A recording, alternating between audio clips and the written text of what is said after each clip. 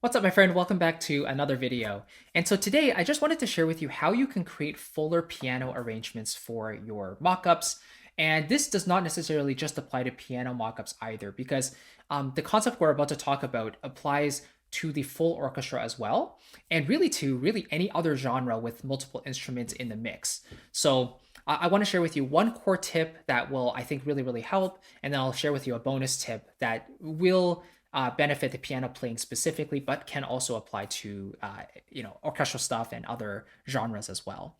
And by the way, if at any point you want to check out my full composing process, the way I create music, like think about initial ideas, come up with them, write them, orchestrate them, mix and master them, and produce a polished final master, then I have a free workshop down below you can grab in the description. You can watch it anytime. It's completely on demand, called the Complete Composer's Framework. And I would highly encourage you to check it out if you want to see my full process of how I actually create music from start to finish. So you can grab that anytime. So with that being said, the patch I'm going to use for this video is Cinepiano, my favorite piano library. And just so you know, I've set it to the biased piano setting, just meaning that everything I play will be a little bit quieter.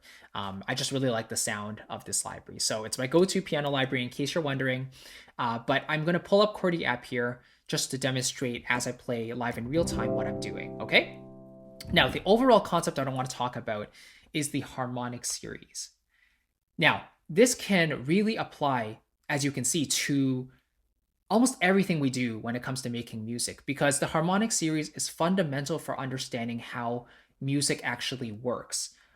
Essentially, when you go lower, the fundamental note that you're playing, you're hearing that as the main note.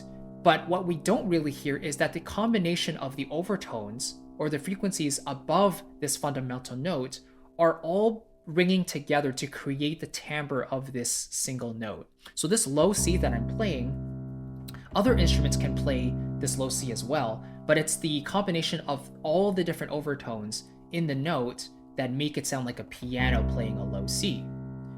But that's not as important. What's more important is just understanding that as we go lower and lower, more of these frequencies are going to pile up above the note. More of these overtones are happening. So if you have so many overtones happening, you can see as you start combining notes, it starts to sound really muddy, right? Like that in itself sounds terrible. Well, because the chord itself is pretty bad, but also because all of that mud is coming from these overtones from these individual notes piling up together. Whereas if I play this up a little bit higher, suddenly it sounds a lot purer and cleaner. And that's because the fundamental note, the note we're actually starting from, is a lot higher up compared to that low F I just played previously, right? So the overtones are a lot less compared to the ones at the very bottom. So this is why you get that clarity when you go higher and higher. And as a result, it allows you to combine more notes closer together, even if they're right next to each other, like a second or a third apart.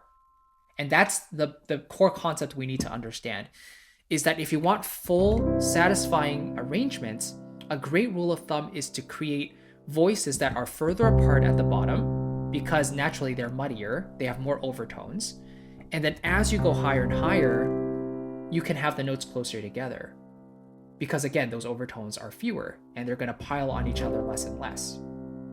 Now, I don't know the exact science of how this really works, but as a general concept, I think it is pretty helpful just to keep in mind that, wider when you go lower and narrower at the top.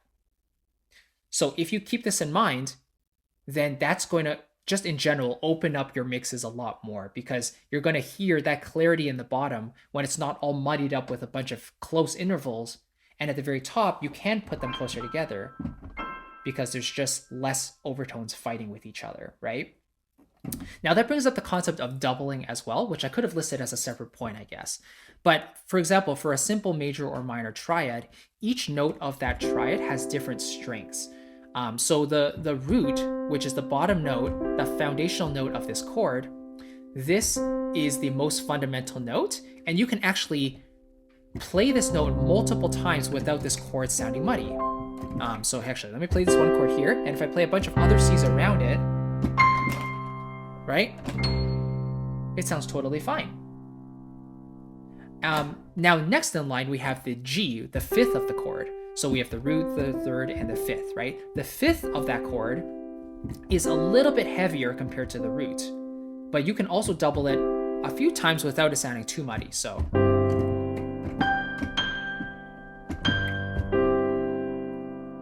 right, it's still a nice open sound because I'm playing large octaves, by the way, but you can still hear how the chord isn't overly muddy, even though that the fifth is the one that's being doubled.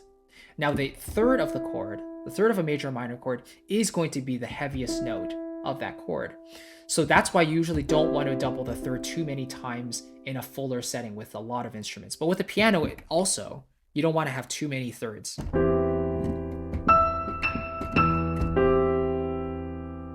Right now, it's not entirely overwhelming in this example, again, because I'm sort of spacing those thirds apart in octaves, but you can hear how it has a heavier sound compared to just the regular root position. It's a lot cleaner of a sound, I would say, right?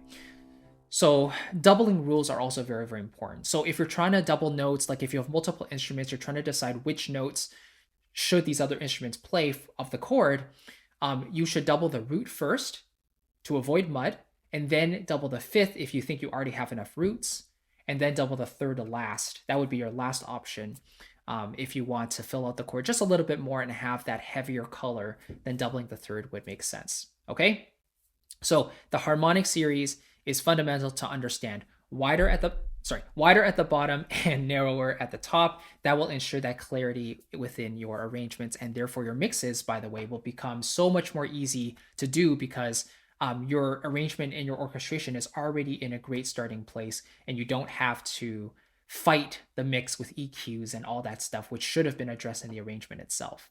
Now, one bonus tip I'm going to share with you is the concept of extensions. And extensions are essentially when you have a basic chord, but then you have additional notes above that chord to add more color on top of it, right? So in general, you stack chords in thirds, root, third, fifth, but you can also have the seventh, which is very, very common in jazz music. And this sound, this major seventh sound, is sort of the foundation of jazz music. That little bit of dissonance from the C to the B, that clash adds that jazzy color that we hear in jazz music, right? So you can even go further with this. You can add the ninth, which in this case would be the D.